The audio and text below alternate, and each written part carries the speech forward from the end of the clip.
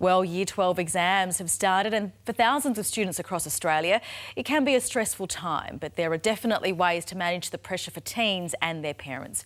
Joining me now is clinical psychologist and researcher from the Telethon Kids Institute, Jessica Tearne. Good morning, Jessica.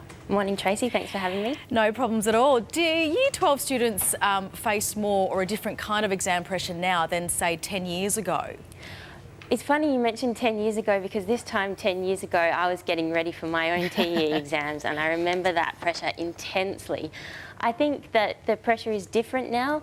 So exams, the marks are distributed across Year 12, so it's more of a long marathon to the finish rather than a sprint. But I think it's really important to know that exams are universally stressful. It's perfectly normal for most adolescents to be feeling some degree of anxiety right now. And it's not just the exams, it's what they represent, which is the transition into young, independent adulthood.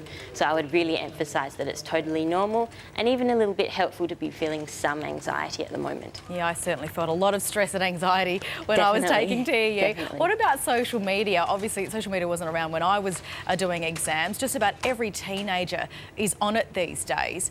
How can it help or hinder in these situations? I think if used judiciously, social media can be an incredible help. It can help you maintain contact with your peers in this really stressful time and to gain moral support, share study notes, but unfortunately the inclination is to use it to procrastinate or to have it running in the background while you're studying.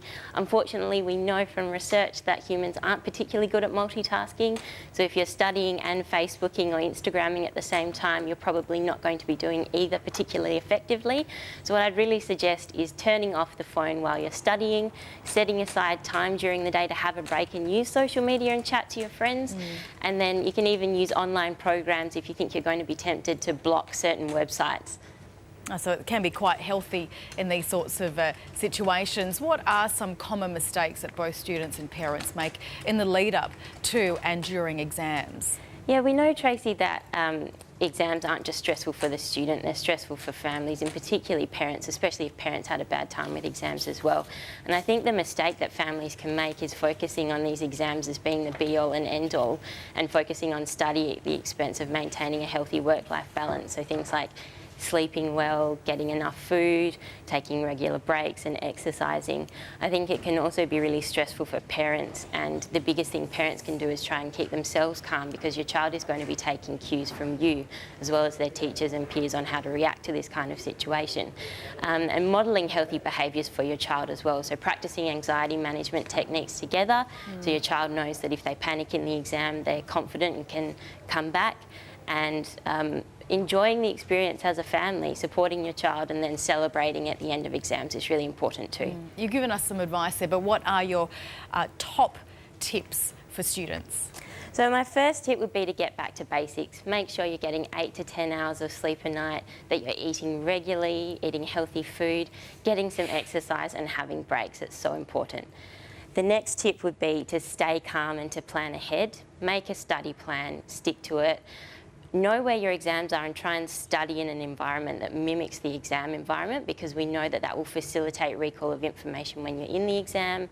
Make sure you get to your exam early and have a good breakfast beforehand.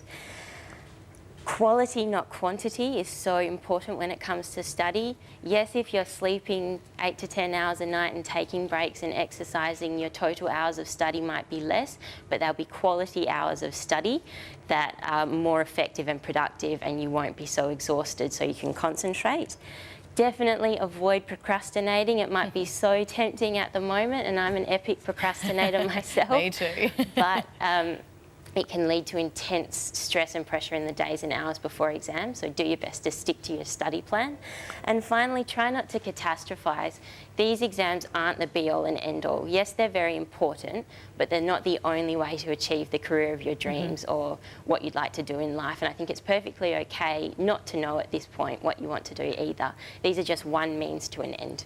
Great tips, Jessica. Thank you so much for your time this morning. Thank you so much, Tracy.